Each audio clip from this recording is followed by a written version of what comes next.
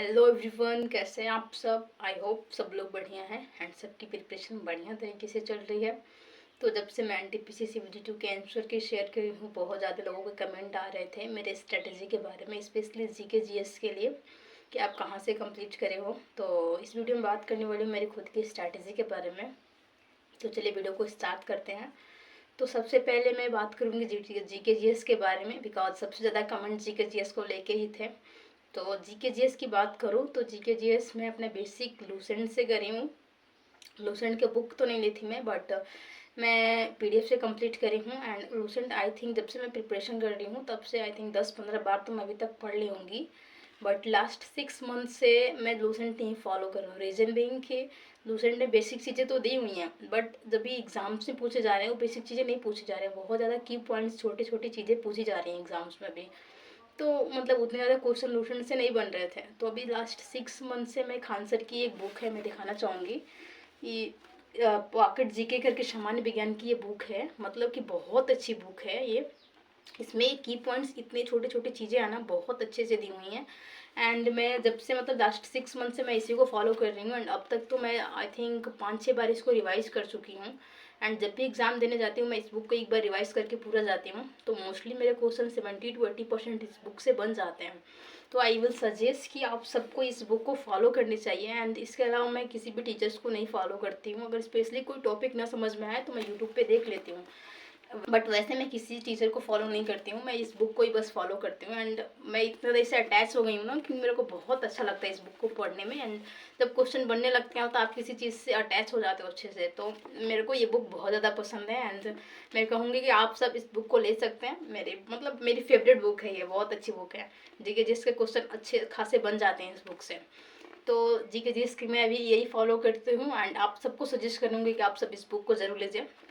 And इसके अलावा current affairs की बात करूँ तो करंट अफेयर्स में मैं कुमार गौरव सर की, मतलब जो भी लास्ट 6 मंथ की वीडियो है, लाइक उनकी एक वीडियो है जनवरी से अगस्त अगस्त करके, तो वो मैं फॉलो करी थी एंड उसके नोट्स में आई थी। एंड इसके अलावा मैं टॉपिक वाइज जो करंट अफेयर्स होते हैं, लाइक अपॉइंटमेंट हो गया, एक्सरसाइज वगैरह, ऐसे जो भी मतलब कि हर एक टॉपिक के करंट अफेयर्स होते हैं, मैं यूट्यूब से देख के नोट बनाई थी। एंड एग्जाम से पहले मैं यही करती हूँ, मतलब कि 1 महीने पहले मैं जो भी करंट अफेयर के मेन टॉपिक है, इंडेक्स हो गया, अपॉइंटमेंट हो गया, एक्सरसाइज हो गया, या जो भी मतलब स्कीम्स हो गए सेंट्रल लेवल के, स्टेट लेवल के, तो 10-15 दिन पहले मैं सबको नोट कर लेती हूँ। एंड एग्जाम से पहले 2-3 बार रिवाइज कर लेती हूँ। तो ऐसे मेरा करंट अफेयर्स का पार्ट कंप्लीट हो जाता है। एंड इसके अलावा कंप्यूटर की बात करूँ तो कंप्यूटर के लिए मैं यूट्यूब से ही कंप्लीट करी हूँ। यूट्यूब से मैं सीजल मेंस के टाइम पिछली बार 2024 में एक बार नोट बनाई हुई थी। एंड उसके अलावा जो भी नए टॉपिक्स आते हैं या नई चीज़ें मैं सीखती हूँ तो उनको वहीं पे नोट करती जाती हूँ। या मैं अगर मॉक टेस्ट दे रही हूँ टेक्स्ट बुक पे, तो टेक्स्ट बुक का ये एक अच्छा मतलब कि फीचर है कि वो में एक्स्ट्रा पॉइंट भी दिया रहता है उस पॉइंट में, मतलब उस टॉपिक के बारे में। तो जो भी एक्स्ट्रा पॉइंट होते हैं मैं वहाँ पे नोट कर लेती हूँ नोटबुक में। एंड जब भी ज़रूरत पड़ती है वहाँ से रिवाइज कर लेती हूँ। तो ऐसे मेरा जीके जीएस का मोस्टली पार्ट हो जाता है।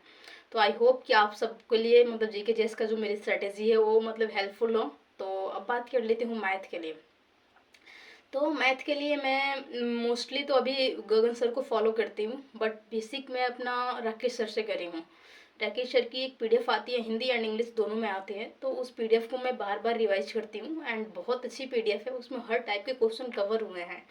तो मैं जब भी एग्ज़ाम देने जाती हूँ, एग्ज़ाम से पहले 10-15 दिन पहले मैं सभी पीडीएफ के हर टॉपिक्स को मैं देखती हूँ, ज़रूर देखती हूँ। तो वो बहुत ज़्यादा हेल्पफुल है। एंड इस एनटीपीसी एग्ज़ाम में उस पीडीएफ से भी मतलब 2-3 क्वेश्चन आए थे उसी टाइप के। तो मेरे को बहुत ज़्यादा खुशी हुई थी कि मतलब कि अच्छा मतलब सोर्स है। तो आप उस पीडीएफ को ले सकते हैं, आप हिंदी मीडियम से या इंग्लिश मीडियम के। मैं प्रीफर करूँगी वो पीडीएफ अच्छी है। एंड इसके अलावा मैं यूट्यूब पे गगन सर को फॉलो करती हूँ, बिकॉज उनका जो अप्रोच है फास्टली एग्जाम में कैसे टैकल करते हैं क्वेश्चंस को, या कैलकुलेशन जल्दी कैसे करते हैं, तो उसके लिए या क्वेश्चन के टाइप वगैरह मतलब गगन सर अच्छा ही कराते हैं।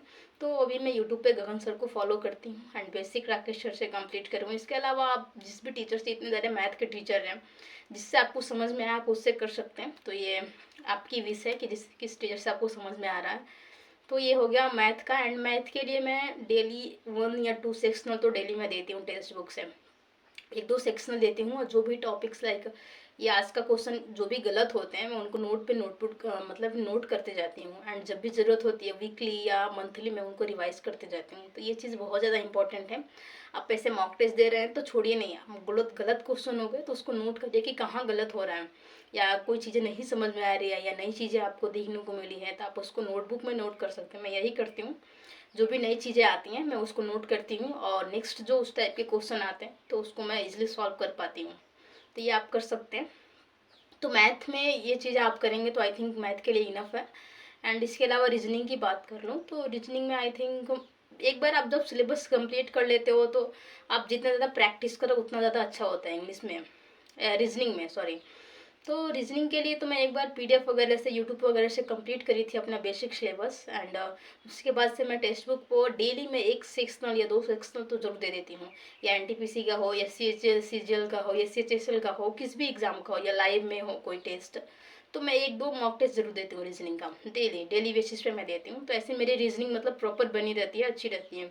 इसके अलावा कोई टॉपिक हो गया कि लाइक कथन कारण या कैलेंडर का कोई क्वेश्चन या डायरेक्शन का या सिलॉक्स का कोई क्वेश्चन अगर फंस जाता है या इस टॉपिक के नहीं आते हैं तो मैं यूट्यूब पे सर्च करके किसी भी टीचर से जिससे समझ में आए मैं उस टॉपिक को कंप्लीट कर लेती हूँ, या कुछ नोट बनाने लायक चीज़ें होती हैं तो उनको मैं नोट कर लेती हूँ, जब भी ज़रूरत होती है रिवाइज कर लेती हूँ।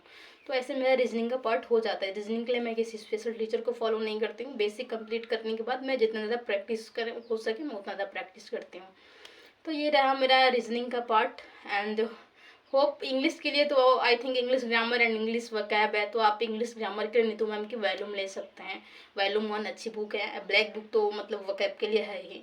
तो इंग्लिश में ब्लैक बुक आप वकैब के लिए ले सकते हैं, ग्रामर के लिए वॉल्यूम 1 ले सकते हैं। एंड जितना ज़्यादा प्रैक्टिस करते रहें उतना ज़्यादा अच्छा रहता है। प्रैक्टिस तो हर एक मतलब पार्ट में ज़रूरी है, आप चाहे मैथ हो, रीजनिंग हो, जीके जीएस हो या इंग्लिश हो, किसी भी पार्ट में बिना प्रैक्टिस के तो कुछ बनेगा नहीं। तो जितना ज़्यादा बेसिक कंप्लीट करने के बाद प्रैक्टिस करें उतना ज़्यादा बेटर है। तो ये रही मेरी फुल स्ट्रैटेजी, होप सबको पसंद आया होगा। तो मिलते हैं आपसे नेक्स्ट वीडियो में। अगर किसी और चीज़ की डिमांड हो तो प्लीज़ आप कमेंट्स करें। एंड ठीक है, तब तक के लिए सभी को राधे राधे।